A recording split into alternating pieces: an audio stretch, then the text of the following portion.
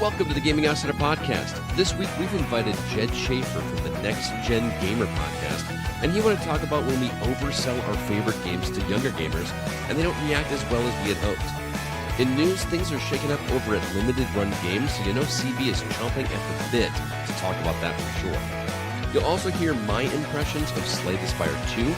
Sean stops by to tell us about a quirky-looking game called The Coin Game, and Joel is over the moon about a new controller from Honeycomb Aeronautical for anyone who is a huge fan of flight games. Seriously, you won't believe how cool this thing looks. This is the Gaming Outsider.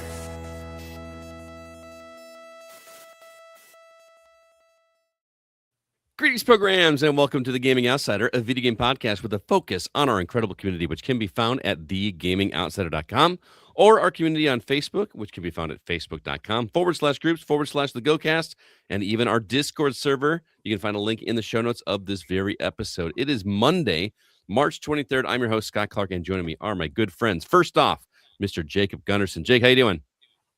I woke up again. Are you okay? Oh, yeah, we're good. All right. How you doing? Also joining us, Chris Behrensmeyer. What's up, man? You yelled at him for playing with his fidget spinner. That's why he was like, Right. Dad yelled at me. I got to sit in the corner. I'm sorry our listeners don't want to hear a fidget spinner in the middle of a podcast, but Well, Maybe they do. You don't know them. Yeah.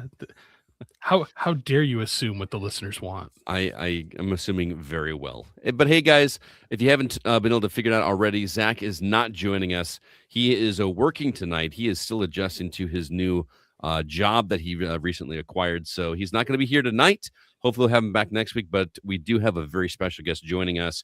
It gives me great pleasure to welcome from the First Gen Gamers Podcast, a show celebrating the rich and weird history of gaming, Mr. Jed Shaffer. Jed, how you doing?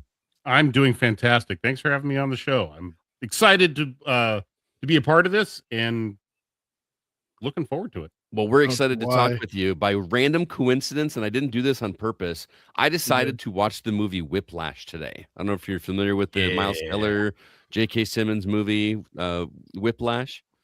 Is that the one where he's a drummer? Yes. I've heard of it. I've seen clips of it. I haven't seen the whole thing. Oh, you need to remedy that as soon as possible. That movie's outstanding. It never gets old. But I happen to notice that the entire film takes place at the Shaffer Conservatory of Music. So I was like, hey, we're talking to a Shaffer today on our podcast. So I thought it was a kind of a weird coincidence. But Scott, no relation, probably. Right. I need to know if you're rushing or you're dragging, Scott. Yes. Man, we can't quote that movie too much. No, we definitely cannot quote the majority of that movie. A family podcast, but my goodness, that movie is so good. I've listened to that soundtrack quite often as well. So tell us about First Gen Gamers. And I know you give a little bit of I don't even call that an elevator pitch, but why don't you give us your elevator pitch about the show? Sure. So the podcast, and soon in the spring here to become a YouTube show, like a video essay style show. Nice. The idea behind it was I got kind of tired of seeing what I felt was recency bias in a lot of top 10 lists and top 10 videos and top 10 podcasts. Mm-hmm. And not that there's anything wrong with them. We all indulge in those. It's always fun to talk about them and argue about them, but I didn't feel like it was capturing history properly. Oh, okay. So what I decided was, rather than go in a numerical preference, go console generation by console generation on the topic instead. So, for instance, the best controllers in video game history. So start off with the second generation, the Atari 2600, the 5200, the Intellivision, the ColecoVision, all of those. What's the best controller out of that generation? Then the third, then the fourth, and so on. So every episode is about a new topic and picking the best representative from each console generation. Interesting. Was there a lot of variety in some of those early consoles? I don't, the Atari 2600. I feel like there was a couple joysticks, but yeah, surprisingly. So for the main consoles, not really, but if you start getting a little off the beaten path, like you bring in the Vectrex or the Bally Astrocade, you go really, really deep into things. They do start to get a little strange. I mean, the same generation, the the second generation has the Atari 2600, which is just a black box with a stick and one button, and then the Intellivision's controller, which looks like a weird phone with a disc. It does look like a phone. Like, it looks like they were like, this is what cell phones are going to look like mobile phones are going to look like in the future. Yeah, and it's so yeah. That was one of our episodes. We did for Valentine's Day once. We did bad romances. Nice. Anything that as long as it can stretch across the generations. That's what the idea is. Just to give, like I said, more historical context to a topic than a top 5 or a top 10 will allow. Very good. Well, let's talk about what you've been playing recently. What games you've been catching up on? I have been playing Baldur's Gate 3 for the better part of a year. We're 3, so we're with you. That game feels like it takes forever, but it's I really wasn't sold on it when it first came out, and I got it. It was on sale. I was like, okay, fine. I'll see if it lives up to the hype, and it has just been so much fun as the characters develop. I just got to a part, I'm about halfway through, where my character and Karlak had a romantic liaison in camp. Yeah, they did. And Karlak's like, I don't want to, I've got something to say, but I'm not sure what to tell you. And I picked the option to just say, I love you. Oh. And she goes, oh my God, I love you too. I've been wanting to say that. And it was so pure and cute. Like, it's this. I can't picture Karlak saying that. Yeah, it's adorable. Like, she gets her hands up and she kind of gets this schoolgirl giddiness, and she kind of bounces up and down, and she's got this big smile, and it is so against what you think the character is, yeah. But it's a beautiful moment, and it made me smile. That's hilarious. So I've only played the game with other people, so I've just avoided romances like the plague whenever I do it, because I just don't want. I figured it would just annoy everybody. Shadowheart, man. I killed Shadowheart. Oh, you killed Shadowheart. I didn't know it was going to come to that, but my character was not down with the religion, and Shadowheart clearly is. And she said, I'll fight you for it. And next thing I know, I'm in a fight with Shadowheart. And she was not in my game for the rest of the game. I was able to loot her corpse, though. True story. I thought it was pretty cool that you could do that. What else have you been catching up on? I've been trying to finish the Dead Space remake. That's so good. It is good. I haven't played that kind of game in a while, mainly because I've been stuck on Baldur's Gate. So it's just wrapping my head around that, the different style of play, but it is a fun game, great atmosphere. So it's funny you mentioned that. Actually, one of our listeners, Isai, sent me, I don't want to call it an article, but it is from a Facebook page that claims that Dead Space 4 has officially entered pre-production. So take this with a grain of salt. I don't know if this is true or not, but it says, the horror returns to space as Dead Space 4 officially enters pre-production. A new nightmare is on the way, and the terror looks more intense than ever, from brutal necromorphs to dark space environments. The next chapter promises a deeper, darker, and more terrifying survival experience. Fans of the franchise can finally get ready to step back into the suit and face the fear again. The nightmare in space is far from over. More updates coming soon. Stay tuned. I have no idea if that's true or not, so take it like it's probably not true. Because that also does sound like it was written by AI, but it was. Yeah, okay. I got excited when I saw it, so blame Asai, not me. But anyway, what else you been playing, Jed? The Metroid Prime remaster.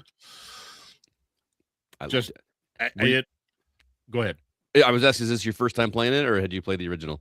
I'd played the original, but it had been since I played it on the Metroid Prime trilogy on Wii. Oh, okay. Wow. So it had been a long, long time, and I was in the mood for a Metroid game. And like I said, it'd been how long ago did that come out? Almost 20 years now. Oh man. So yeah, I just thought, let's play Metroid. It's so good. I really enjoyed that game. I need to go do that again, actually. Jacob, what about you, sir? What have you been catching up on? Gross. It's my turn. I've been playing Blossom. Yeah. We talked about it last week, and I decided to pick it up because it looked like a lot of fun. And I think I don't even remember how many hours I'm into it, but it's already beat. It's done. You beat it. Yeah, it didn't. It was not as grindy as I thought it was going to be. A game like this. So you this is just the game kinda Rella reviewed for us last week. It's like a terraforming civilization style game. Yeah. I had compared it to Planet Crafter. Okay. And that one is very grindy. You put one thing up and then you're kind of like, waiting for numbers to get bigger. So then you throw up like 20 more and then it finally makes it there. This one I threw up probably one of everything, and then the game was just like, all right, it's done. Oh wow. I'm like, oh, okay, cool. It's whatever. I've also been playing I'm so curious. I just saw the name and I'm like, it might as well be called Drain Simulator. It looks a lot like Pressure Wash Simulator, whatever. Oh, I thought you were gonna say Pipe Dream. No. But Drain Simulator is that there was a huge natural disaster in your town, and all the streets and stuff are getting flooded, but no emergency vehicles can make it in there. And so this guy is taking it upon himself to go clean out the drains and lower the water level so the other people can be saved. And so you're walking around with buckets and rakes and stuff, clearing out drains and moving water. And eventually you get some pumps. And so you're just kind of like swimming down in the water, setting them, connecting to a generator, just watching the water go down. So is this a 3D or is it side scrolling? 3D. Okay. This reminds me of those videos you see on TikTok or whatever that are like the super satisfying when somebody finally clears a drain and then the water just starts gushing out of it or whatever. Is it just like that? Oh yeah. It has some of the best water physics I've ever seen in a game. And so when you go up to a drain, you see it, it's got little bubbles that come from it, some leaves. So you take your rake and you scrape it off, and then it makes the drain sound, and then you just watch the water like funnel into it, just and it's really satisfying to watch all the water. I was just gonna say that does sound satisfying. I may have to check this out.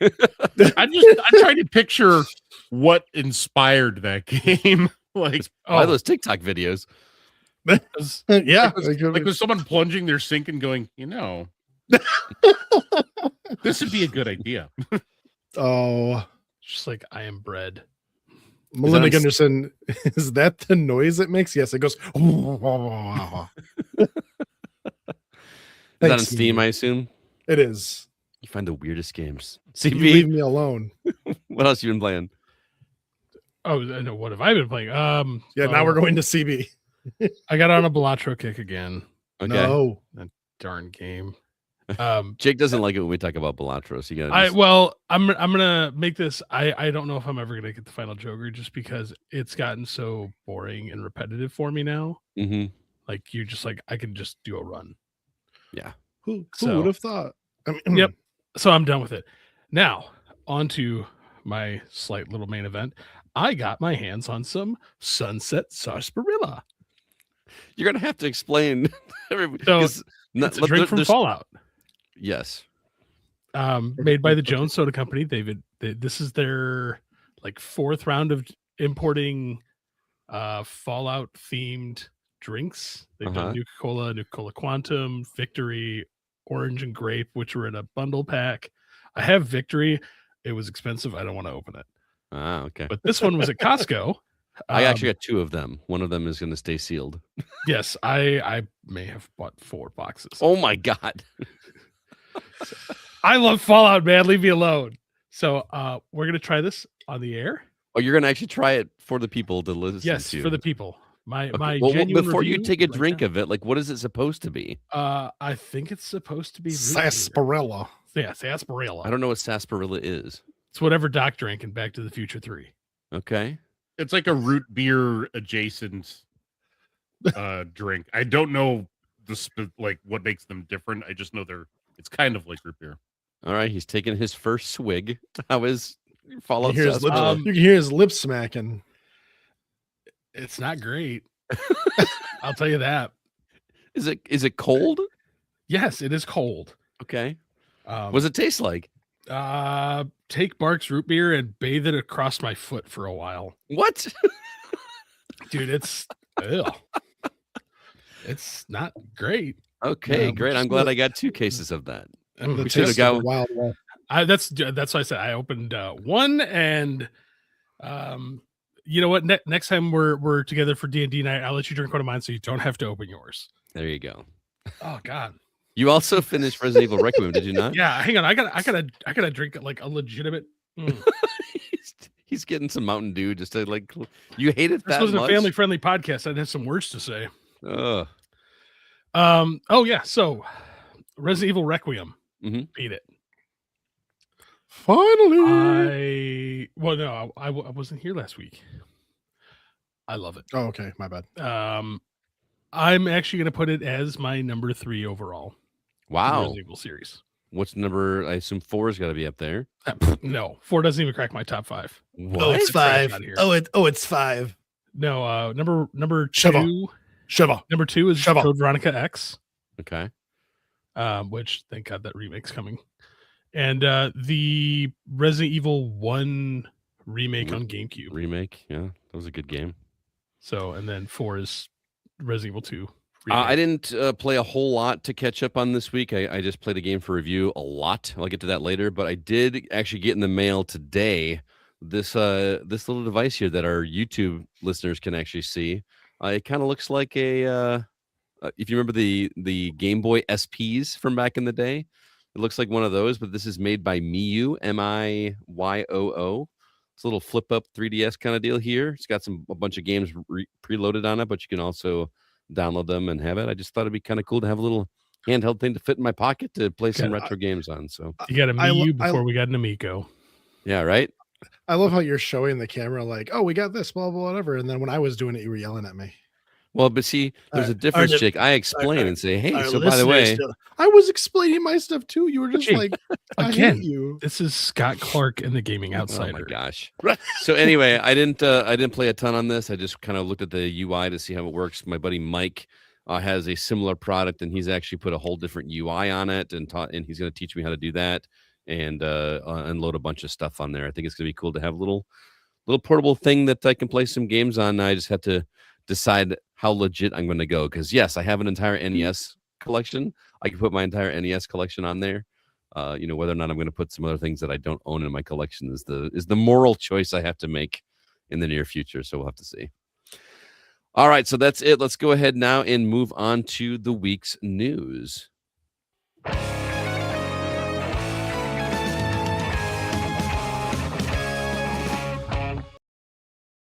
First off, we got some stories that you can read about over on thegamingoutsider.com. First off, Limited Run Games has some new leadership and a fan-focused promise of improvements in transparency. Side note, Mark really wants Sewer Shark. If you guys are listening, Mark, our lead news editor, would like some Sewer Shark. Also, some new game trailers over on the site. Restore Your Island is a cozy first-person restoration adventure coming to Steam in April. And also Escape by Spoon. It's a first-person escape simulator reminiscent of a combo of Mouse for Hire and a game about digging a hole coming to Steam in late 2026. I think that game looks pretty cool, actually. In other news, Crafton loses loses in court regarding Subnautica 2. Finally get some resolution to that story. Yay. NVIDIA revealed DLSS 5. And lastly, 2 more studios have been massacred. Jed, you are our guest. You get first pick. What story would you like to discuss? I think the biggest story, the one that just keeps popping up on social media that I see, is NVIDIA and Donkey Lips super service. Yeah. I saw the best meme today using that just poked fun at it, because the Moana trailer dropped today. Saw the same one. Yes. So it had a picture of Maui from the animated movie and a picture of The Rock in that terrible wig that looks the Weird Al Yankovic wig. Yes, and it was the before DLSS 5, after DLSS 5. It was that's genuinely the best one I've seen so far. Yes, it's really good. But yes, those memes have overtaken the internet this past week, and people have all kinds of opinions about this. So if you're not familiar, NVIDIA revealed this. I don't even know what the letters stand for. Somebody can help me out there. What's that? I'm working on it. But it is a generative AI technology that can alter the look of a game in real time. And they came out with this, really proud of this technology, but obviously a lot of people are upset. Developers and gamers alike responded with almost universal negativity, comparing much of the look to AI porn filters, which, Jacob. DLSS stands for Deep Learning Super Sampling. So, yeah, it's basically taking these games that have whatever graphics were designed for them, using generative AI to make them look prettier. I guess the best way to describe it is like how some people will take photos of themselves on Instagram and they'll put a filter on to make them look cleaner or prettier or whatever. This is kind of like what I imagine these looking like. They're like those Instagram filters. It looks like they rubbed Vaseline on their faces. Yeah. The quick little thing on Google says it renders games at a lower resolution and uses AI to upscale them to higher resolutions, creating sharper images while reducing workloads. I think that's a lie. I'm sorry. Like when you look at it, it's like we're gonna take something that's at this level, we're gonna downscale it, and then let AI upscale it. But every time it looks almost comically bad. Yeah. A tech company lying? Are you kidding? Yeah. NVIDIA lying? Well, it's the new flash processing, folks. The response from NVIDIA CEO Jensen Huang, am I saying that correctly? Huang responded to the mass criticism, and this is the quote he said, quote, "They're completely wrong. The technology looks absolutely fantastic." He also defended people saying it's generative AI by saying it's not generative AI, it's content control generative AI. What? That is a distinction without a difference. So it's still generative AI with a buzzword in front of it. It's not going to take stuff from outside the game. It's only going to use what the game has and generate it. Right. If that was the case, then why does every single thing it looks like it's generate the exact same way? Probably that's because a really that's good point. The only way it knows how to. That like when seriously, I watched NVIDIA's trailer that they put out, and every game that it did, the face looks like literally like they just took Vaseline and just yes, you're beautiful now. Yeah. Smile. Like they show stop it. Well, they show Grace from Resident Evil, and I'm like, it seriously looks like a budget porn game filter from Facebook. There are porn games reminded me of the airbrushing of that like Playboy would do way back in the day. Where photographs would suddenly look like oil paintings. Mm-hmm. Like it's just it's so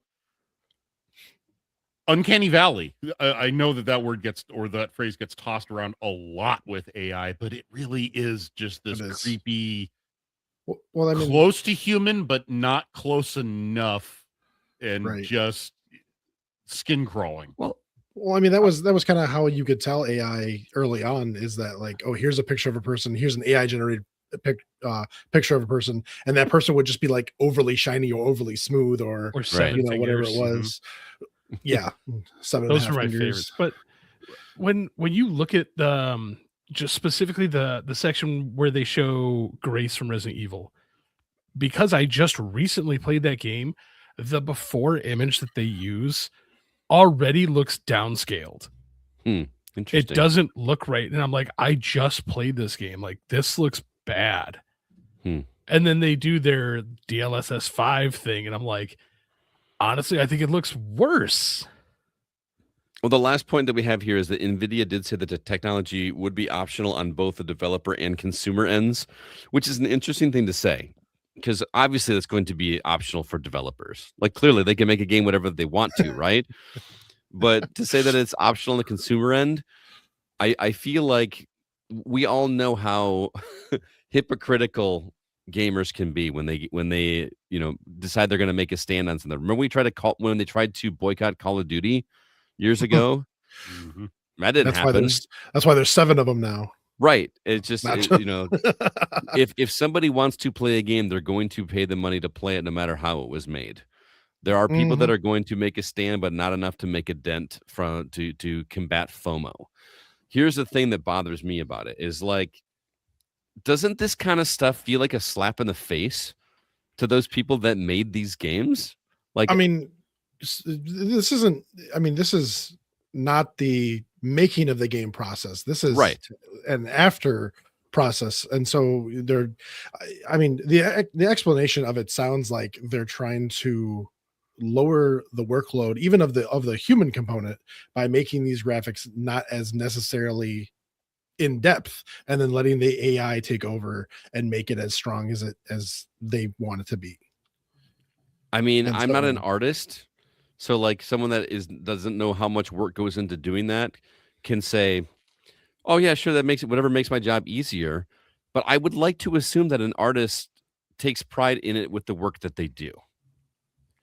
You know what I mean? Like if you have the computer do it for you, or fill in the blanks, that doesn't feel like you did it. That feels like you were assisted.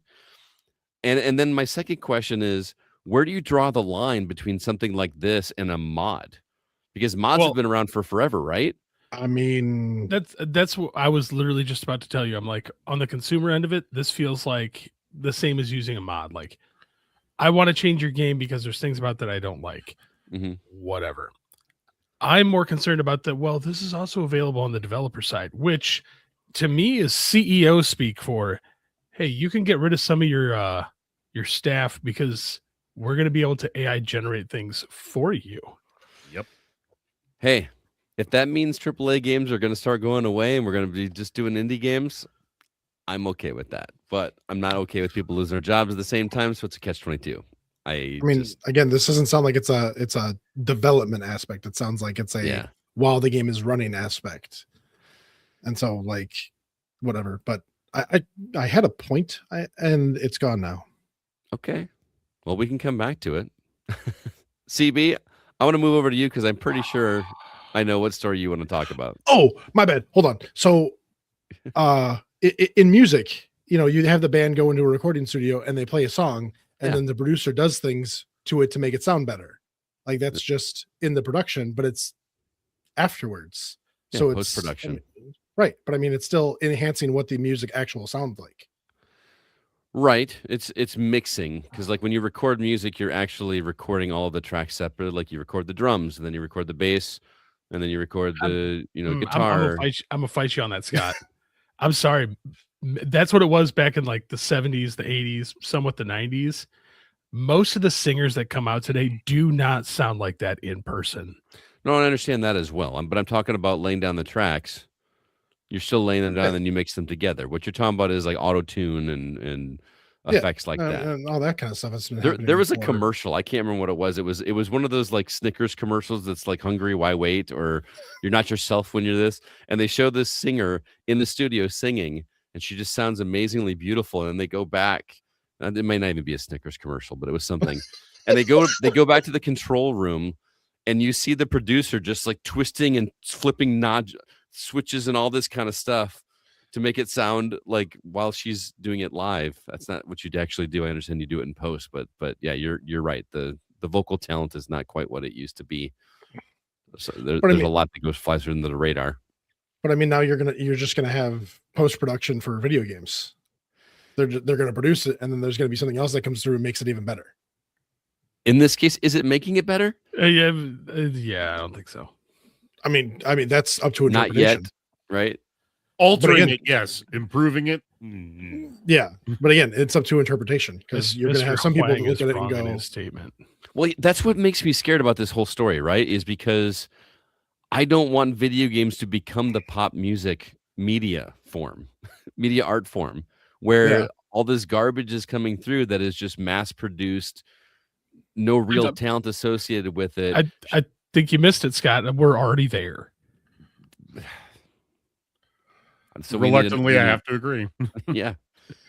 Hey, folks, look at the new Fortnite clone that came out. I mean, we're already there. That's true. Yeah. That's true. All right, CB, let it burn. Let it all burn. Let it burn. Oh, Okay. I am issuing a challenge right now to whoever is taking over limited run games. Please come on this podcast. Have words with us. Okay. Because What's gonna apparently their happen? new leadership wants to change and fan focus the promise of improvements and transparency after years of problems. Don't get me wrong, folks. In the beginning, I adored limited run games. I own over 250 of their games that they've put out. And then around 5 years ago, they started putting out a bunch of substandard products. Hoopla!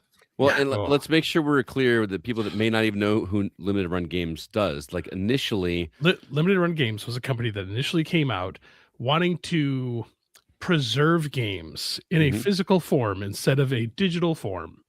You have many companies, Limited Run Games, Super Rare Games, Mega Cat Games. There's a lot of them. Limited Run Games is one of the first. And a lot of people stopped buying the games because there was some shady business practices that had been happening behind the scenes. I'm not going to make any allegations on this podcast, but they recently put a new CEO in charge who wants to go back to the way things were. I can't remember his name off the old one. I can't remember his name. Josh Fairhurst. Josh Fairhurst. Okay. He's the president.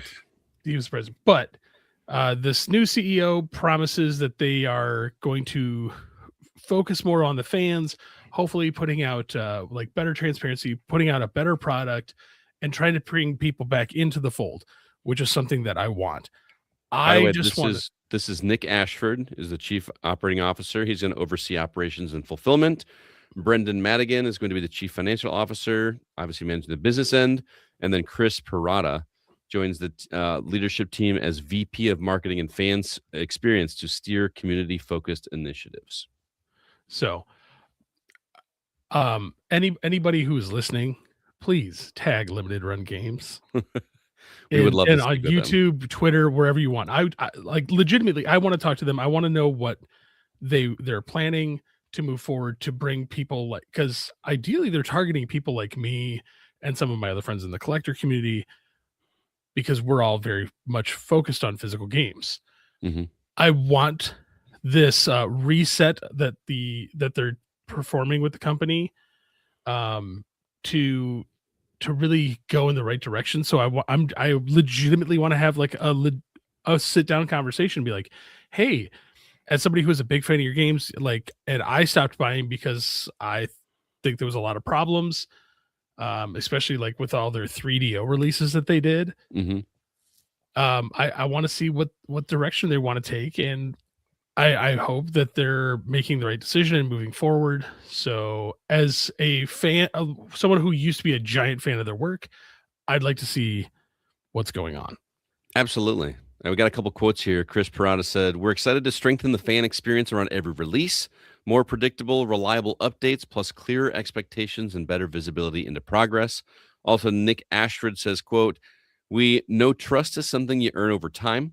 That means being clear, being consistent, and keeping fans closer to the process as projects move from announcement to production to delivery," unquote. So, yes, these are words. Yes, they're words. We're hoping that the actions follow up with that. When one of the games I had to wait over 2 years for it to be delivered. No, we have a problem. Right. So yes, if you're listening to Limited Games, CB would definitely love to talk with you. I would love to chat with you guys, and we'd love to get the word out with the positive things that you're planning to do over there. Hopefully, fingers crossed. Stay tuned in the future for that. Jacob, what story would you like to talk about? Subnautica. Yeah. Crafton loses in court. If you remember, Crafton fired 3 of the founding members of developers Unknown Worlds for neglecting their duties and lying about the readiness of Subnautica 2. We also learned shortly after that there was a $250 million bonus that was contingent based on the revenue targets that Subnautica 2 was supposed to hit. The court has ruled in favor of the studio founders, forcing Crafton to reinstate the CEO Ted Gill, and extend the revenue target goals for the bonus money. There'll be more litigation happening as things go down to see if Crafton will still owe more damages. This is awesome because I was really hoping for Subnautica 2, and when all the firings happened, it looked like we were not going to get Subnautica 2. Yeah. It looks like it's going to happen again. I'm in the same boat with you. I would have loved to have been a fly on the wall that Monday morning. Yeah. Right? Just watching Ted Gill just, hey, buddy, what's up? Let's talk. I mean, the whole thing is just scummy, right? Like, oh, if you hit this goal, you get this huge bonus. Mhm. We're going to stop you from being able to do that so we don't have to pay this bonus to the people that made the game. Which, Yep. if I remember correctly, when that came out, they were like on the cusp of Right. hitting their target for it. Like, they're like, we got 2 more weeks, and then all the firings happen, putting everything on pause. Mm-hmm. Yep. And I'm like, oh no, that's Oh, yeah. terrible. I love Yep. Subnautica 1 and Below Zero. I really want to see this game come to light. So I just want to play it with Mindy. I never played the She- first one. She has a it's fear of so water. good. I also have a fear of water, but Thalassophobia. yeah, I think I like the fear though. I like the like you see that blackness over there? Yeah, that's not the edge of the world. That's just more water.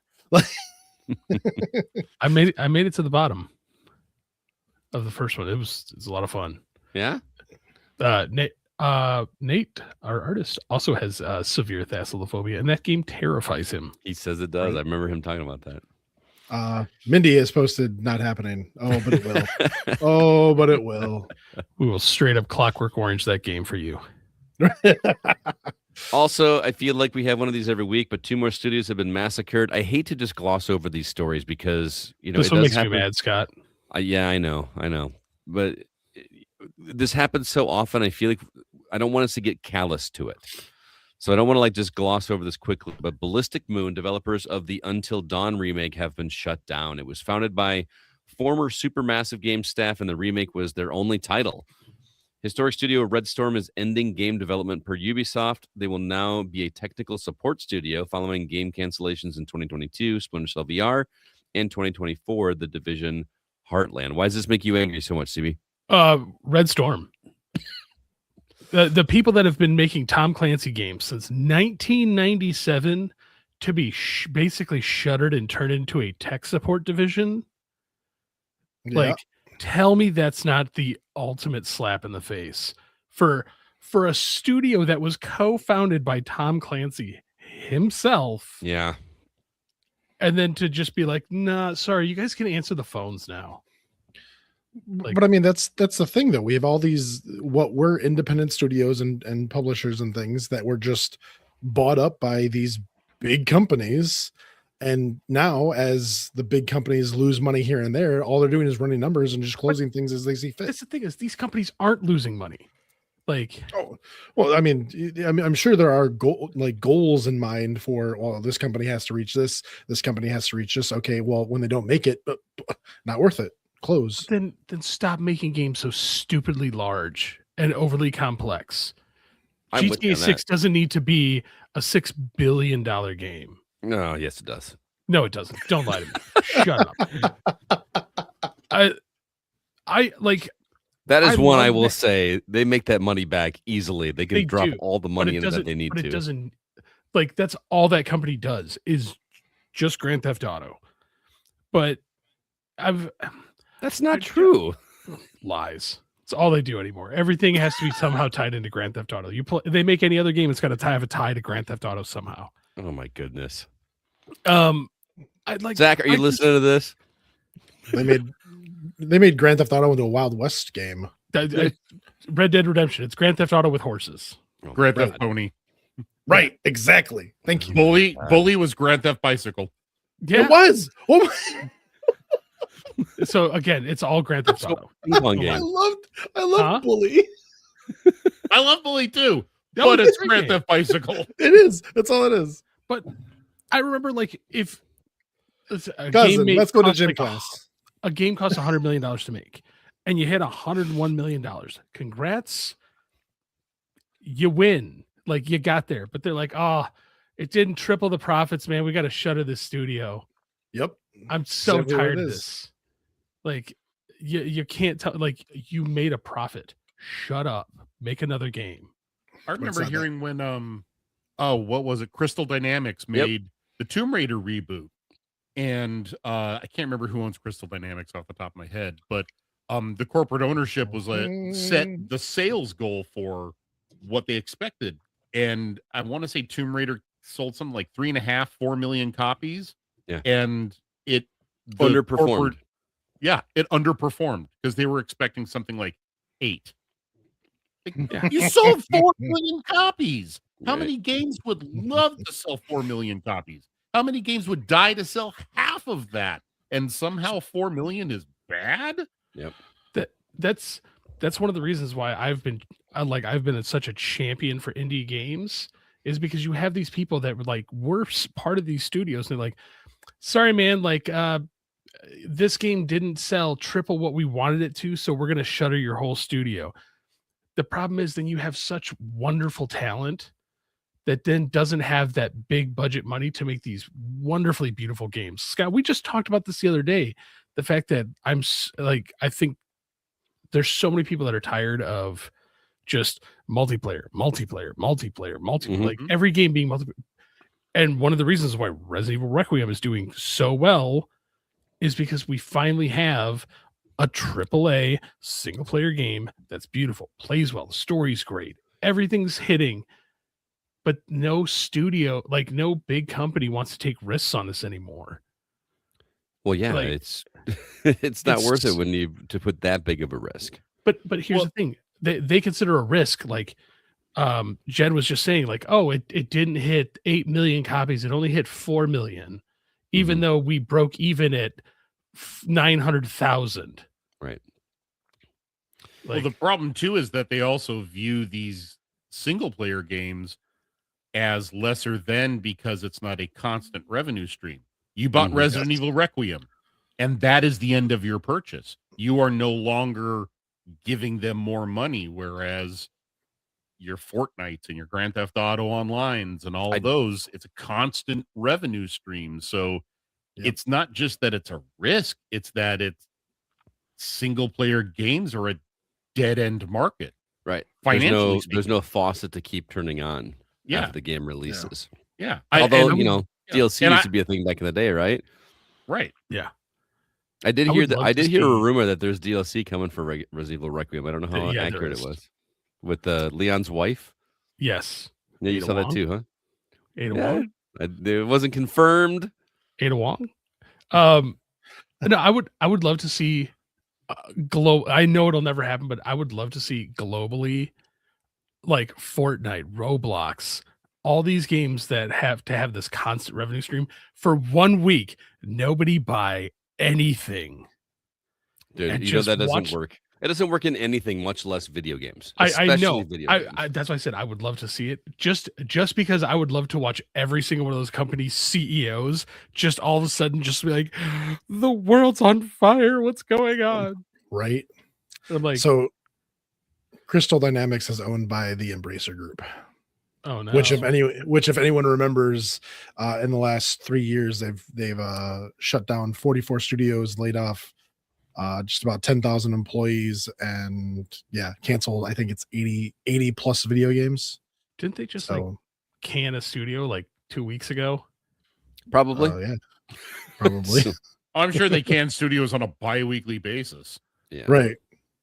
I'm no longer celebrating when a bigger company overtakes a smaller company, no matter how big the delta is between the two. I'm just against it.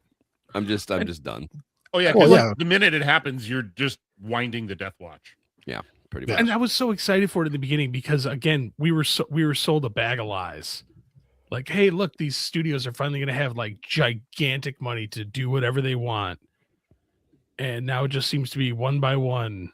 Yep. They die. Yeah. If here's you do the what pile you want, of now you gotta cash. get closed. Yeah. It's a monkey's paw. It's here's the pile of cash, but with it comes these conditions. Mm-hmm. And Unless your they're name's Todd really Howard. unrealistic. Well, yeah. Hey, it just works. It just works. It just works. I still would have loved like a Sunset Overdrive 2. I like the first one as well. All right, well, that's enough bad news. We got to get out of our system. Let's go ahead now and jump into the new games that we've been playing.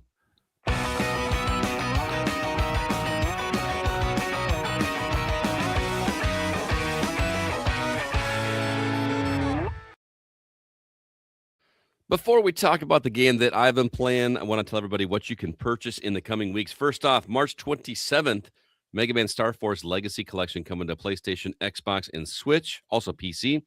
Marvel Maximum Collection, it's a collection of all those old Marvel beat-em-up games coming to PS5, Xbox Series S and X, Switch, and PC.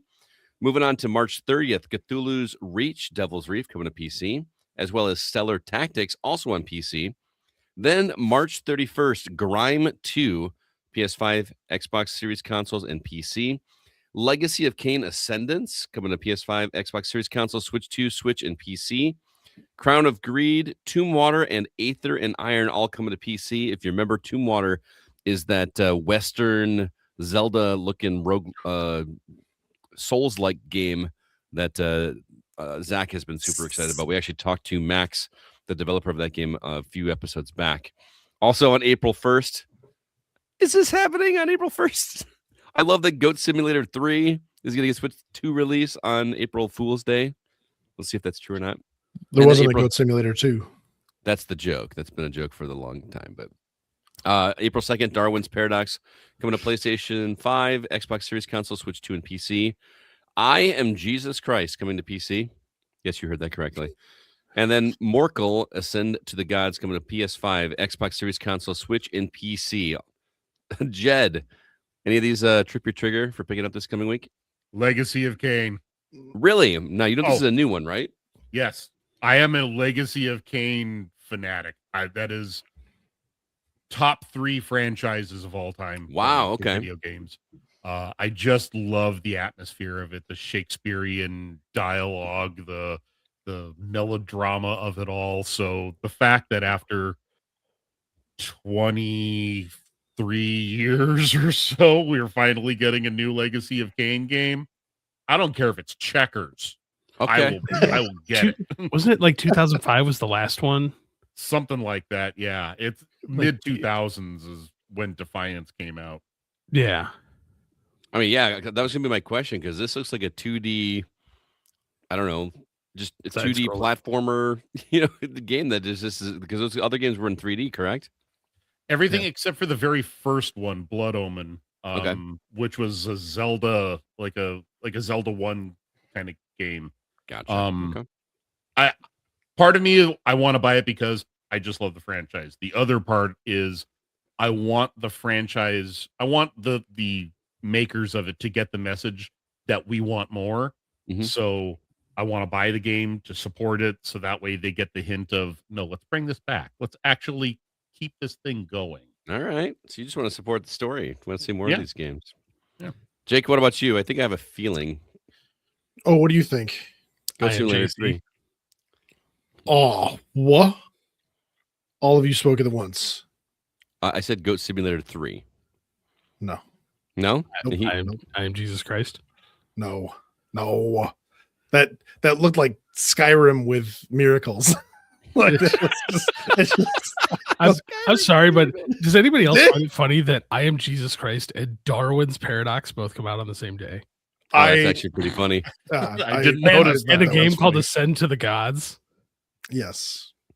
That has to be intentional, right? And on the third game, and all around Easter, no less. Right. Yes. But no, Morkel Ascend to the Gods is what is on my list. That game looks a lot of fun. CB, what about you? I am Jesus Christ. I am Jesus Christ. Are you serious? I'm actually legitimately thinking about buying it just because I'm like, Scott, you and I both own the old Bible games. Bible Adventures, Exodus, King of Kings. Didn't we do a whole episode on those? Like a Noah's Ark 3D? But it doesn't look like. I mean, I. But here's the thing: It looks like the cutscenes have Bible verses. It looks like the cutscenes So are did the old Nintendo games. yes, but the gameplay problem. itself doesn't look like. I can't imagine this game being much. I have to see how bad the blaspheming is. Oh, okay. Because there is a scene that We're going this- legitimately looks like Jesus is fighting demons. Yeah, And I'm like, bro, yeah, that's what I gotta see it. there it is. All right. Oh, the I Am Jesus Christ demo is free on Steam, so that's probably something I'm going to fire up after this show. Yeah, that's what I'm like, dude. I have to see it. I gotta know. I Report get back the next mentality week. behind it because I bought Plumbers Don't Wear Ties just for that same reason of I gotta know. I gotta see how terrible this thing is. Oh, we played the original for a Patreon episode like years ago. Yeah, didn't we? I made him play on my 3DO. Nice. That was awful. Yeah, see, I don't know. I just because it looks first person, so like you are literally walking around as Jesus Christ like doing part things. of it looks first person, part of it looks third person, part of it looks like an over the shoulder. I mean, it's Jesus, isn't it? Third person automatically. Like I'm just I don't know. have to see how bad it is. Scott, you've seen my collection of terrible games. Yes, that's true. I You like to have make me to play know. them for Patreon episodes. If I had to pick one, I would pick Grime 2. I think that looks like an awesome That 2D does gear look gated good, too. game. It looks a little difficult, maybe for my my abilities. It looks like Nonsense. it looks challenging, man. It looks challenging, but the art style Darwin's looks pretty slick. Paradox. Darwin's Paradox also has a callback to Metal Gear Solid. Oh, okay. Because There's a demo because available for that. It's Yeah. fun. It's amusing. It's bizarre, but being going through this side-scrolling atmosphere where you're trying to be stealthy, but you're an octopus. But there's a weird charm to it.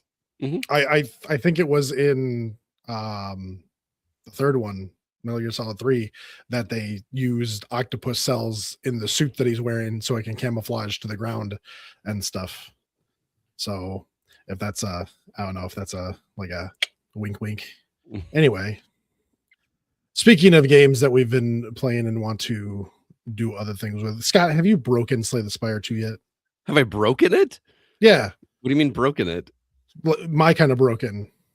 Fine. No, I am not found a way good. to do the things. I am not Hey, good at breaking games like you are. I feel I like was- I was don't gonna- have my brain doesn't function that way when I play these kinds of games. There but- was a I don't remember how long this game has been out, but there was a patch very, very quickly because people were breaking the game too fast. They would get infinite energy and just run through things. I have not been able to do that myself, so I have not figured it out. I must have it post patch. I didn't actually play this at launch, which is why I'm a little behind. Everybody else talked about it in past episodes. I played it for the first time this week, and I absolutely love it. But here's the funny thing: if you've played Slay the Spire 1, you know exactly how Slay the Spire 2 is going to go in terms of it plays exactly the same. Honestly, it feels like an expansion of Slay the Spire 1. It's got new characters, it's got new cards, it's got new abilities and trinkets and all the good stuff. It really feels like a DLC pack, which, you know, most people would probably get upset paying $25 for an expansion. But I have never been more happy to pay $25 for something that is very similar to the last game that was in the series. Well, It's so good. The last game was what, 3 years ago? I feel like it was longer than that. I feel like Slay the Spire has been a while, but maybe I'm All wrong. right, I'm looking it up. Hold on. But Keep here's talking about the game. what's interesting is that this game, you know how like on Steam they bundle them together when a sequel comes out, they bundle it with the original one. Like if you don't already own Slay the Spire 2 basically makes Slay the Spire 1 irrelevant. There's no need to play the original because it's very, very much the same game. When did it come out, Jake? 7 years ago. 7 years ago? Yeah. So there are some new classes. You actually got the first 2 classes are very similar to ones from Slay the Spire. Did you play this, Jake? I can't remember. Not the second one yet. No, you played the original though, right? And CB, you played Slay the Spire as well? I played Slay the Spire. Okay, Jed, have you ever played? No. Okay, so if you're not familiar with the game, it is a card battler, which is kind of it just sounds like I'm underselling it, but it is Slay the Spire kind of invented the whole like branching path of maps for rogues. I mean, they didn't invent it. There's other games that have done it before, but they're the ones that popularized it. They made it very popular. People like always compare it to, how in Slay the Spire you got the branching paths. Yeah. It was Or at least we do it. right. So you start at the bottom and you're trying to work your way up to a boss, but along the way you're going to either fight an enemy, or you're going to find a treasure box, or you're going to have some kind of instance and thing that happens. And when you fight the enemy, you have cards in your hand, you have certain number of powers that you can use, and the cards cost this energy in order to use them. 1, 2, 3. And so you have to kind of strategically defend yourself, strategically attack, and then the cards do things that, like Jake explained, break the game. And then you get trinkets, you get permanent upgrades, you get permanent for that run rather. You can purchase other upgrades at shops, and it's just a very it's a very interesting way to do this style of game. And I'm not usually a big fan of card battlers, but there's something about Slay the Spire that just clicks with me so well. And Slay the Spire 2 just continues with that. The cards are way more interesting. I've got several different characters available to me now. The first character is just like the one in the original, where, after each fight you get 6 HP back. The second one is the green character from the original game. But then there's like 4 or 5 new characters that are all uniquely interesting. They all have their own type of cards. So like they're not just attacks. They have something that acts like an attack, but then each one works differently. My favorite character is this character that looks almost like a stone robot, and he's got 3 orbs that go above his head, and then the cards that you get allow you to put certain attacks inside those orbs, and then you kind of build them up, and then at the end of your turn, all those orbs activate for attacks or defense or whatever against it. It's just really clever how that works.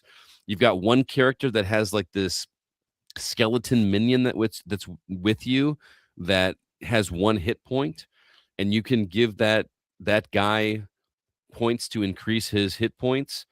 And then at the end of the turn, if he's still alive, he also does however many damage are in his hit points to the enemy. But that guy is also targeted first if you get hit by the enemy. So it's just like this really cool push and pull between those characters. And oh man, there's another guy that has, he looks like a god or something. He's like sitting around in a floating throne, and then he's got minions that do his bidding for him, and he just kind of sits there with his hand in his forehead. He's got a completely different set of mechanics. It's all brilliantly put together. It's shocking that this game is in early access. It feels done. Granted, I haven't seen it through clearly, but I cannot stop playing this game. And one other cool thing about this that I will say, it is playable on Mac. So I'm actually playing this on my MacBook, which is a new experience for me because I'm usually having to play my PC games on my Steam Deck. And now that I have this on my Mac, I can sit there and I can play a game at work on my lunch break, have my lunch and fire this up. Oh, it is so nice to be able to do that. And then if I do want to go to my Steam Deck, my save just transfers over there, and I can continue on my Steam Deck if I want to. I said one more thing. There is one more thing I do want to say, which is that this game also has multiplayer. Now, I don't know what that means yet because I haven't found anybody to play with this yet. So if anybody out there has Slay the Spire 2 and would like to test this out for me, you can apparently do a party of 4 people. And I want to see how that works. From what I've heard, each person is still doing their own battles, but there is some kind of cooperative element to it that I really want to see because that was absent in the original game. Absolutely loving Slay the Spire 2. I can't wait to finish here so I can go play some more. I can pick it up. Well, don't. Also. All right. Shut up. Sold you guys on it. Not like we have another game that we gotta finish. What, Baldur's Gate? Toxic Commandos. Oh yeah, we got that too. Our Friday nights are definitely going to be filled with Toxic Command. I didn't play anymore this week because I was out of town. Did you guys play anymore? No. No. That worked this Friday, so wow. Great. Well, we'll get back to Toxic Command. You were the glue that holds our community together. Well, yeah, I try. We do have a couple other reviews to talk about really quick. I sat down and talked with Sean and Joel about a game and a piece of hardware You're going to want to check this out. CB, you in particular, I know you love Flight Simulator. This isn't a flight stick. What Joel is going to talk about is pretty stellar. I highly recommend you stick around for these 2 reviews. The controller looks like crap. The controller, I think it looks awesome. I'm not a big flight guy, but CB, I know you are. So we're going to play this for you right now. Thank you, gentlemen. Do appreciate it as always. Before we move on to our From the Outside In topic, I want to remind everybody about our website, thegamingoutsider.com. There you will find all of our episodes if you choose to listen there. But also you can find our written content. Yes, we do written reviews. It feels weird to say that we are old school because we do written content on a website, but we would love it if you check it out. Rel's review of Ease 10 Proud Nordics is available on the site, as well as his written review of Blossom, The Seed of Life. Alyssa reviewed Romeo is a Dead Man for us. You can check that out over there. And Mark checked out the early access version of Fallen Tier, The Ascension. Also, Paul played the early access version of Ground Up Aces. You can read about that on the site. And lastly, our newest writer, Andrew, wrote a review for a game called Movie Rooms Cinema Management, which is also in early access. He liked that quite a bit, so be sure to check that out. And now let's go ahead and jump into our From the Outside In topic.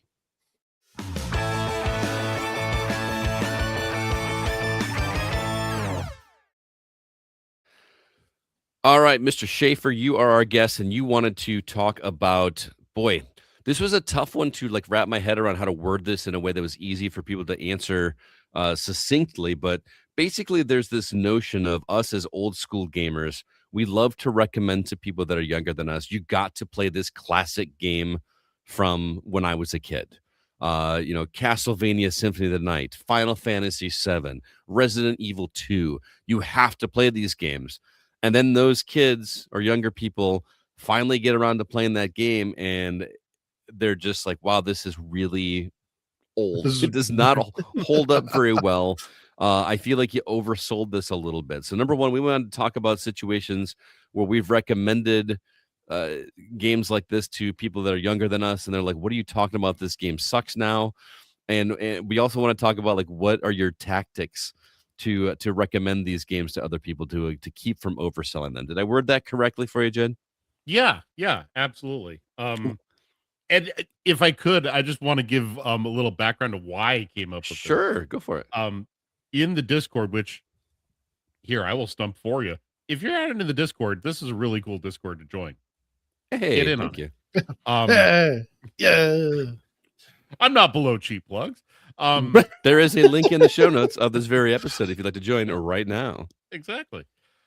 So I can't remember how the topic started, but we were talking about Legend of Zelda Ocarina of Time.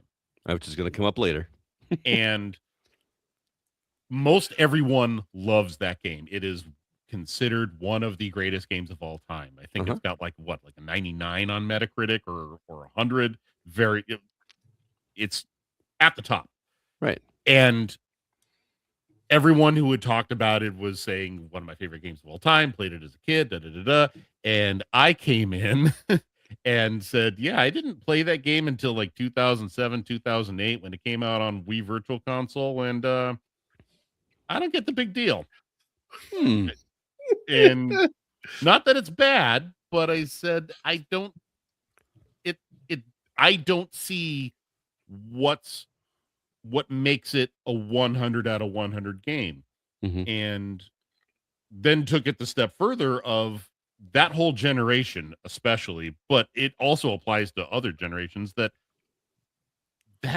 it's hard to recommend it to younger people because whether we've got nostalgia glasses on, whether we overvalue these games, or even the opposite when we tear apart a classic game, angry video game nerd style. Either way, we go to such extremes with these games because we have such history with them. And I wonder if that puts up barriers for younger gamers. I know, speaking myself, I've got kids, 3 of them, all 3 are boys. 2 of them will be 20 in a couple weeks. 1 of them will be 14 in May. And classic games to them are a little bit of a eyebrow raiser. They kind of look at they've played Mario, they've played Sonic, and they are okay with it. But given the choice, they will always play Grand Theft Auto 5 over or Call of Duty or whatever's new over Super Mario World or Ocarina of Time or Metal Gear Solid, because I don't know. And that's where all this came up was, are we doing the older gen or the younger generations a disservice with our passion? That's really interesting because you mentioned nostalgia, and I think that plays a huge part of it, right? Anything that you experience in those formative years is going to be high on your bar of enjoyment for you, right? Yeah, Like, I mean, look at some of the older games that we played as a kid. I can still go play Super Mario Brothers, but I don't get nearly as excited playing Super Mario Brothers now as I did when I was a kid because I had never done that before. It was all a brand new experience. You know, when we played some of these games, it had never been available to us before. The fact that I could press a button on this thing in my hand and watch a guy on a screen jump up, grab this mushroom, and grow twice in size was a fascinating, novel idea for us. And unfortunately, we're running out of fresh novel ideas, and whenever we get one, it's a very rare instance, and we get super excited about it because we miss having that feeling of something new that blows us away. And I feel like kids are harder to impress nowadays. For one reason, there's so many options out there, right? When we were kids, we couldn't download a game, we couldn't download a demo, we couldn't you know, it wasn't as easy to share games with everybody because you had to wait till you went to school to trade games with somebody. Nintendo tapes, as my dad would call them, drove me nuts. There's no tape in these, Dad. You know what I mean? So kids don't have that nostalgia, or if they do, it's for something that doesn't feel that old. You know what I mean? And that's because we are. But anyway, I'm babbling. You have to create it. What's that? The problem is you have to create it. You have to create the nostalgia? Yeah. I mean, here's the thing. I constantly have both Jameson and AJ asking me to set up older consoles. Because like AJ's first video game console he was ever given was an OG Game Boy. Nice. So did you give him a light boy at least, or did you make him like go stand by the lamp and like hold it like you had to do this? You get OG hardware. That's what you get. I mean, the light boy was, you know. No, it was not. The DMG-01 was. That's what you got. So like you've Scott, you've met my boys. Jake, you've met my boys. They were raised the same way I was. Like you got a Nintendo or you got a Game Boy.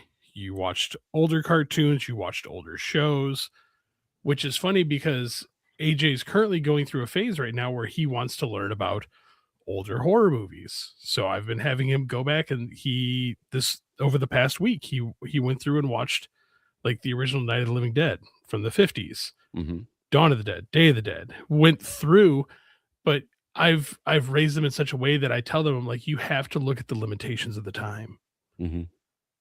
And that's where, like, when it comes to telling younger kids about video games, like you can't just say, you got to play this game, man. It was great. I loved it when I was growing up. You have to give context with it. That's a really good point, because back to your Ocarina of Time point, Jed, the reason that Ocarina of Time was so revolutionary for me personally, I can't speak for everybody, but you had such freedom in that game for the first time that is kind of commonplace now. Like we had open world games. Hell, the original Legend of Zelda was an open world game. But that first time you step out into Hyrule Field in Ocarina of Time, and then you can just explore wherever you want to, felt awesome in a way that the original Legend of Zelda, even though it was there, it just felt so rudimentary because it was just 2D. I could explore a 3D world and find things buried in the ground and talk to people and learn their story and then discover these secrets and how to get into these temples. And it just felt like you were rewarded for exploring. Now, fast forward to today, that is commonplace in every open world game. You know what I mean? It's just not a surprise anymore. So like CB said, you kind of have to give some context that we didn't have the ability to do this before. We didn't have the ability to just like pick a direction and go. You know, we had some guidance obviously along the way because you got the Navi yelling at you and you've got the owl saying, hey, maybe you want to go check out this thing over here. But you know, Hey, listen. you need that context. Jake, what do you think? Oh man, I'm gonna get mean. I think kids are stupid. Oh, So when I talk about old games, when I talk about old games that I used to love with my kids are older. They're gonna be 19 and 20 this year. Mhm. I tell them that a lot of it was theater of the mind. That Yeah. you were playing this game, and when you looked at these characters on the screen, your mind was making the interactions of these characters real for you. You know, a lot of the I mean, Scott, you're 10 years older than me. So, Mhm. you know, that generation comes from a time where, you know, old TVs, all, you know, stuff was still on the radio, all that nonsense, blah, blah, whatever. Things where, I mean, I have this really, really old board game called Atmosphere, and it came with this VHS tape, and you put the VHS tape in, and then it's got lightning and stuff that happens, and depending on where you're sitting on the board game, it tells you what to do and how to move and all that kind of stuff.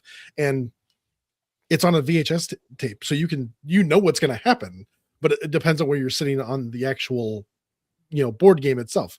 And so it's just you're trying to imagine what it's like, you know, doing these things. We knew what Mario looked like, but then in the game he looked nothing like that. But Right. you imagined that he looked like that. You knew what the enemies looked like. You knew all this stuff, but then you were imagining what it looks like. And kids nowadays don't do that. They don't need to. The game shows you exactly what you should be thinking and shows exactly what is on the screen. There's no reason for the imagination. There's no reason for the theater of the mind anymore. And so when they go back and they play an old game, they see it exactly for what it is. And it's just this old, like pixelated, you know, there's nothing there, and there's nothing cool that happens. That, you know, there's no kill cams, there's no, you know, mores or any of that kind of stuff. There's, you know, no little cutscenes when you kill somebody. They just, you know, dude explodes and whatever. There's just nothing there. And so the game is slow. It doesn't look good. It's hard to keep the focus actually on the game. And then you go back to today's games, and there's always something happening. So there's always something bright and shiny. There's always something that, you know, you push these buttons together and something, you know, crazy happens. And so there's just this. There's always some dopamine hit. Yeah, there's on one side there's always action happening, and then on the other side you're like digging within yourself to make a part of your own fun. Melinda Gunderson says kids lack the same kind of imagination that our generation had, but I wouldn't say stupid. Here's the thing. I don't think it's so much that they lack the imagination. It's not being triggered right. Like Right. we're not tapping into it. I mean, going like tying in yours, Jake, where it's like, okay, like we're kind of doing these kids a disservice. Like Scott, this should be speaking volumes to you, because as a younger child educator, Mm-hmm. you are building the blocks of their future education. Right. As parents or people who are recommending to people who are getting into games, don't throw them straight into Baldur's Gate 3 or Red Dead Redemption 2. They have to understand that, like, it took 50 years to get to this point. So we have to give them a little bit of education and understanding that, like that's where I think some kids are more in tune with just watching somebody play a game today than actually playing a game, because they don't have the 10, 20 years of ingrained, like, this is the proper way to play a video game, or to how to explore a video game, or how to solve a puzzle in a video game. Right. We take things for granted that we just know because we've done it for so long. Like, let me give you like a weird example. Like when's the last time you played a platformer like a left to right platformer, where when you started, your first natural inclination was not just to go to the left to see what's over there. Yeah. Right. You know what I mean? That took 35 years of gaming experience for me to like develop that habit, just because we experience little things like that. Or the fact that red barrels explode when you shoot them. Because even better, Oh, when you see a slightly off-colored wall, yeah. that you want to push on it or try to blow it up. Yep. it's got little cracks in it. Hey, I can destroy that wall. Hey, Ugh. see that waterfall? There's I'll bet something you behind there's it. something behind There is it. something behind it. You know what I mean? Like I these are all just saw an things- article about Crimson Desert with that today. They're like, how do you get behind the waterfall? And I'm like, Walk through it. these are my people. Yeah. Right. So there are, but on the same token, I don't know what the right answer is for kids, because I know that Zach famously said that he was raised, like I think his grandfather introduced him to video games, and Grandpa said, "No, you're going to play these Atari 2600 games, and then you're going to graduate to Nintendo, and then you're going to graduate to Super Nintendo." You know what I mean? Like, I don't know if that's always the right answer, because that'd be like saying you're not allowed to watch any modern movies until you watch the classics. And I'm sorry, I understand that your kid is interested in that, but your kid has a lot more patience than other people. Because you ingrain it in them. Yeah, But I Honestly, think also, I think also though, I'm with you, Scott, in this. I mean, I get where you're coming from, but Scott, I think I'm more in line with your line of thinking here, because at some point you can ingrain in them as many classics as you can and kind of try to bring them up the right way. Okay, learn these types of things and see the path as it goes. But sooner or later, they're going to go to school. Sooner or later, they're going to talk to friends. and they're going to hear about the new hotness. They're going to be on TikTok. They're going to be on YouTube. They're going to be on social media, and they're going to see Red Dead Redemption 3 or whatever. They're going to see the next new thing, and they're going to look at that, and then they're going to look at the fact that they're playing Final Fight on Super Nintendo, and they're going to go, "Why am I doing that?" So, What I mean, is you'd be surprised, because AJ and my middle son Jameson both bring their friends over, and they want to play the older stuff that's in my basement, because to them it's something different. No, I'm not saying it's bad to play the old stuff. I'm saying it like, is it necessarily a good thing to limit and say you're going to play this first and you're going to love it until you get an appreciation you for just it. you give them an accelerated course in gaming. There you go. So, like, as an example, do you remember those plug and play consoles that were all the rage? Oh god. Like just like the yellow cable and the red cable that go in the back of your TV. I had one of those. Someone gave to me as a gift that was an Atari 2600, and it had nothing but Atari 2600 games on it. And I plugged that thing in my classroom for my kids to try out, and I'm like, they're gonna hate this. They were obsessed with it, man. There was a bowling game. Remember the bowling game on Atari 2600 Yep. that was like you throwing a square down a lane Pop, pop, and pop, then pop. and then hitting square pins. Like, they're just squares. Like, there was no resolution, whatever, right? They just wanted to play that over and over and over again. They thought that was the coolest thing ever. So, like, I guess it depends on what age you get them, because there's a difference between my elementary third graders and my middle school kids that are never going to play that are never going to touch anything that's not cool. So, all right, when you brought up this topic, that right there is how I do it. Is you can't just hand somebody like, here's a Nintendo, here's how you hook it up, here's a game, go and play it. You have to be with them. Oh yeah. You can't just recommend something and say, try this. Mm-hmm. Because as like, I know this is old man soapbox preaching, but games are better with friends. Oh yeah, totally. I mean, we didn't have that ability. Stop shaking your head, Jacob. No. We're not talking about multiplayer games. We're talking about enjoying a single player experience with a friend. Like, think of the camaraderie things that we talked about all the time on the playground and swapping codes and like, hey, what did you do to get past this? And You know what I mean? Before the internet was a thing, we had to rely on our friends. But I like, was gonna say, did you have that experience? did I? Yeah. Absolutely. Okay. I did not grow up that way. So just that 10-year difference was I was a social pariah. My first encounter with somebody who actually wanted to talk to me about video games in school didn't come until I think about the 5th or 6th grade.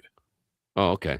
And so and then even then, that was like one person, and that was the only person I really talked to. I'd have to think about when that actually like took high place. school. But So yeah, our interactions as children with other gamers, I didn't realize that, I mean, I knew that it was okay to like video games and to have conversations about video games with other people. I went to Full Sail University. We did that all the time, but actually meeting somebody in random, a random person out in public and just going like, "Hey, you like video games?" Like that was not going to happen with me. well, that didn't happen until I was an adult, man. Like that just like, I mean, even though I had friends at school that did that, you didn't do it openly. Right. You were sitting in the corner talking about this or talking to, on the playground. You didn't want anyone to hear that you were a gamer because they'd make fun of you. Say it loud, say it proud. I played Magic the Gathering. Yeah. Like when I was a little kid, like on the playground, like you just got to accept it, man. It was a lot harder for me, man. Just got to bear that cross. My experience with single player games is I play them by myself, I enjoy them by myself, and then I tell no one. Oh, I'm sorry. Well, so you joined a podcast to make up for it. Sure. But then we'll told by Scott to be quiet. Well, we'll go over the last 15 years of my video game knowledge. Shut up, Jake. Okay. All right. Well, we did have a couple comments as well. This one I meant to read earlier, Jed, when you were talking about Ocarina of Time, but we had somebody over on Threads by the name of Burr1AJ said, "Yeah, definitely. I really, really don't like Ocarina of Time. I just do not understand why people love it. Also, GoldenEye is ruined for me because of a lack of reticle. Can you tell I was fully on Team PlayStation?" Man, again, GoldenEye is one that is hard to sell now because that is one of the early ones that actually got the controls somewhat right, even though you had to switch the controls around a little bit on the 64. So right there, you're like, no, they got it wrong. You had to fix it. Yeah. Those original controls were terrible. You couldn't like move and shoot. Remember that? Oh yeah. Well, yeah, because the move was the stick because you used the A and the B buttons, and then you had to hold Z to aim. What are you talking about? Doom got it right before then. That's true, but that was a different 3D style, right? That was where strafing was invented. Was Doom and Wolfenstein 3D, and then they gave us this wonky N64 controller, and buried in the menu system is this way that you could make the yellow buttons allow you to strafe, and it was like, oh my god, this is amazing. But even then, think about that. I think we talked about this last week. We were aiming our cursor with the left stick. Imagine playing a first-person shooter and aiming your gun with the left stick. That just feels backwards, right? Imagine playing like a run and gun today, and then you have to press left trigger to aim. I mean, like you have to like, and you couldn't move. Yeah, and you couldn't move. Yeah, right. I'm like legitimately like looking at my hands, like, okay, controller, and I'm like, and you're like, so you were saying use a left stick to move? No. If you set the controls the correct way that we were talking about on the 64, remember the yellow buttons in the upper right hand corner?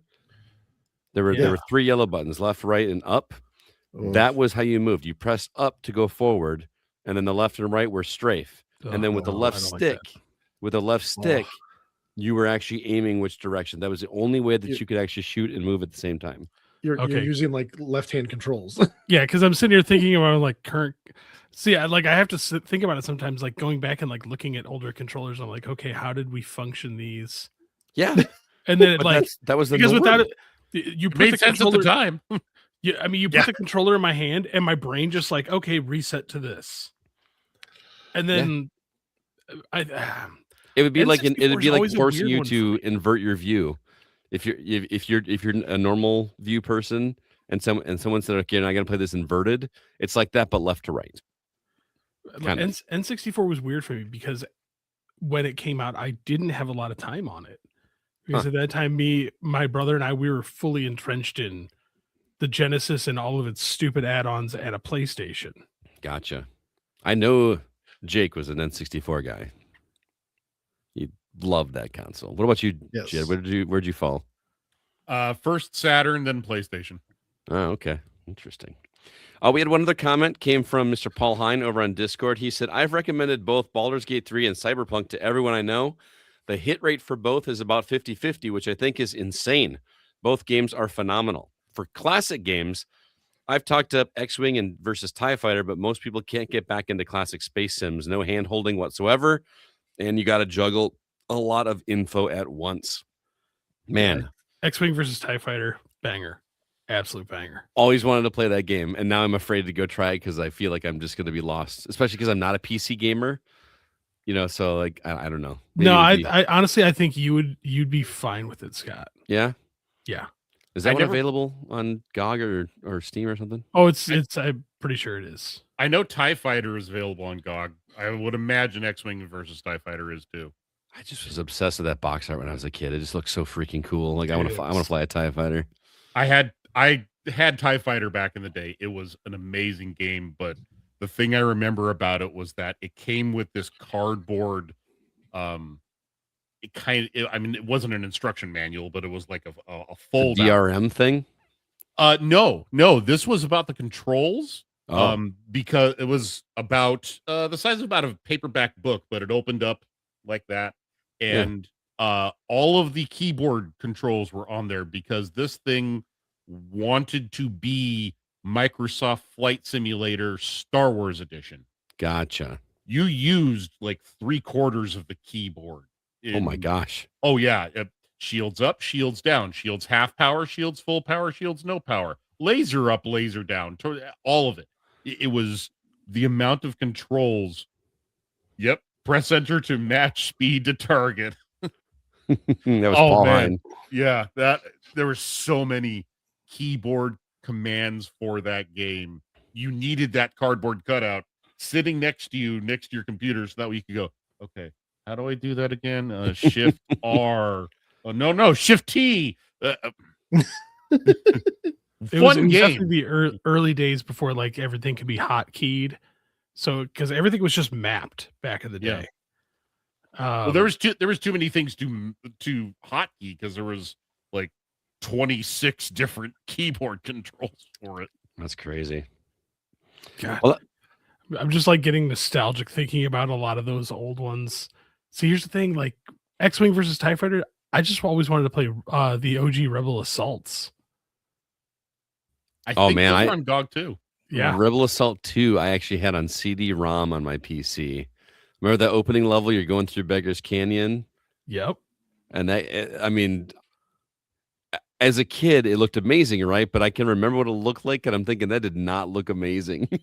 But oh man, I want to go back and play those games now too. So yeah, that was an interesting topic. Thank you so much for bringing that up, Jed. Yeah. I love the suggestions here, and I love the idea that it's a we've got so far into this hobby that we are a multi-generational hobby now. Like, we've got those that grew up with it, we've got those somewhere in the middle, and we've got those that have not been exposed to much. And the real trick is number one, give them context to what it was like, but number two, be there with them while they're playing these games. Or don't throw them out to the wolves. Finding games that have a solid hook. Mm-hmm. Like, I mean, when you think about like NES, granted, Super Mario Brothers 3 is one of the clear choices, but honestly, I love throwing Dr. Mario in that mix. And I picked Dr. Mario over Tetris because it's a recognizable character, and it's a little bit more simplistic in controls than Tetris. Yeah, probably. I always struggled more with Dr. Mario than I did Tetris, though. I would add to don't take it personal. If the younger person doesn't like what you like or like something that you don't like. Yeah. It's perfectly fine if they look at the original Super Mario Brothers and go, wait, you can't walk left? Yeah. The screen locks. Well, Or- what is why does the first guard in Metal Gear say I feel asleep? Like, it's perfectly okay to go, yeah, okay, those games were a little rickety, maybe they aren't. Don't take it personally that of their opinion, and allow yourself to kind of step back from your nostalgia and or your hatred for it too, because that's even the other side of it. Is there are so many people who go hyperbolic with hatred of certain old games that frankly don't deserve it. Or E.T. yeah, the one that I always defend is the NES Friday the 13th game. I'm interested. It's not a perfect game by any means. I'm not putting it up with the classics or anything, but it has an interesting premise. I don't think the map system is confusing at all. Left goes clockwise, right goes counterclockwise around the map. Pretty easy to figure it out. Well, it's no different than Top Gun. Yeah. Once you know how the game functions, you can land the plane almost every time. Yeah. It's not a hard game to figure out. It is, I'm not going to say it is the perfect representation of the movie franchise, because that would be the one that Gun Media did, but I think it captures the dumb fun of the franchise in that it is an absolutely stupid game, but the movies are absolutely stupid too. So, and I say that as someone who's got a Jason mask hanging 6 feet over there on the wall. Right. So, try being the Godzilla fan in the room and having no good Godzilla games until like Xbox era. That Godzilla, both the Godzilla games on NES were garbage. Yes. All right. Well, that is going to be our topic. That was a lot of fun, and thanks for the recommendation, Jed. That was great. Next week's topic for the Gaming Outsider is going to be live service games. How long do you think that games should support their servers? I think that's going to be a very interesting topic. I'm going to keep those open. But that is going to do it for this week's The Gaming Outsider. Jed, thank you so much for being our guest this week. It was really great to talk with you. Thank you for having me on. This has been a lot of fun. Where can our listeners follow you and your work? You can follow me on social media. I have my own account on Blue Sky at Streets of Jed, and the podcast is First Gen Gamers Podcast, also on Blue Sky. Instagram as well, First Gen Gamers Podcast. The show itself is on all of your major podcast platforms. We have been on hiatus since the winter, but the show is coming back as, like I said earlier, I believe it's coming back as a YouTube video essay series. Nice. So look for that sometime later in the spring. Very cool. I do appreciate that again. And thank you, everybody out there, so much for listening to the show. This episode was produced by Kevin Honigford, and all the music you hear is written and performed by Grant Henry of Stemage and Metroid Metal. His website, as always, is stemagemusic.com, STEMAGE music.com. Please be sure to email us if you have any questions or concerns. Our address is feedback@thegamingoutsider.com. And join us live every Monday at 7:30 p.m. Central on YouTube, Twitch, and Facebook. If you'd like to participate in the conversations and watch us live before everybody gets to stream the next couple of days or so, we would love to see you here. Jed, do you have any parting words or recommendations for our listeners before we get out of here? Sure. I would like to recommend something not video game, a music band. All right. One of my absolute favorite bands that is really only popular in Europe. The band is called Elysian Fields. I've not heard of them. I'm intrigued. I am not surprised. No one seems to have heard of them. They've been around since the mid-90s. They've got about a dozen records under their belt. They put an album out about every 2 years. Take that kind of 50s style Dorothy Dandridge, smoky, husky, a woman singing in the basement of a smoky jazz club, but give it a dark noir, alternative edge to it. So it's got this slinky, like somewhere between grunge and jazz, if you will. But very seductive, very sensual. It's making me think of a song, Scott. Okay. You recommended the song to me. It's the perfect song for going to a adult club. Oh, Desire? Yeah. Meg Myers? Oh, go check out that song. That is no, but I looked up the band you're talking about, and it looks like the number one song on here is called Bend Your Mind. Does that sound familiar? Yep. So, yeah, I will definitely check this out. Thanks for that recommendation. How about you, CB? Well, you and I probably both have the same thing to talk about. Yes, probably. Project Hail Mary. It was so good, wasn't it? Dude, what a banger. I actually did a written review for Project Hail Mary over on our sister website, thehollywoodoutsiders.com. You can read my written review there. But this is, to me, proof positive that every once in a while it is okay to make a film that is directly adapted from the source material with very little changes. They nailed the book. If you've read the book, it's great. At this point in time, I don't think Andy Weir can miss. Well, they're talking about doing Artemis next, and I don't think Artemis is a great Shut book, up. It's going to be fine. We'll see. But yes, fantastic. I actually also recorded a spoiler cast. So if you've seen the film, I sat down with Aaron over at the Hollywood Outsider podcast and talked with him for an hour on this movie. So if you've seen it, don't listen to it till after you've seen it, but check out my thoughts over there. It is a great book. Go ahead. I was gonna say I was unsure about Ryan Gosling at first. Same. But the amount of emotion, and honestly, I think he carries the movie. Well, he has to. I mean, he's no, like you can have he's the guy. You can have a great story and great visual effects, mm-hmm. and the movie's still good, but like the acting can kind of be like, like is Project Hail Mary a perfect movie? No. Is it a great movie? Yes, but I was kind of worried that like Pretty Boy Ryan wasn't going to be able to essentially carry a tune. Mm-hmm. And I'm just like, I was kind of blown away with his performance, and I was like, you know what? Throw him in something else, man. Give him another good role like this. I mean, he's a good actor. He's been a good actor for a long time, man. It's not like but he's been more than a pretty face.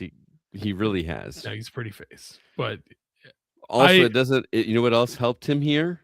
And I'm going to say this and try not having somebody to overshadow. He had practical effects to emote against, as opposed to digital effects, and that's all I'll say. You know what I'm talking about. I've been saying that for years. That I know practical effects are the way to go. Stop CGIing every single thing under the sun. Yep. If I nodded any harder at that, my head would fall off. Yeah, seriously, go see it. It's doing very well. Apparently, this is Amazon's #1 theater release ever after its first weekend. So there's a reason the Jurassic Park series has been slowly going downhill. Take away the realistic robot dinosaurs and put CGI in. It's not as good. Yeah. I did like that last one though with Scarlett Johansson. I really enjoyed that movie. That was the part he liked, was Scarlett Johansson with the demented T-Rex. All right. Well, that's going to do it, guys. Thank you so much. And until next week, I am Scott Clark with Jacob Gunderson and Chris Behrensmeyer, and we are the Gaming Outsider. Remember, there's no such thing as a bad game, just games that aren't for you.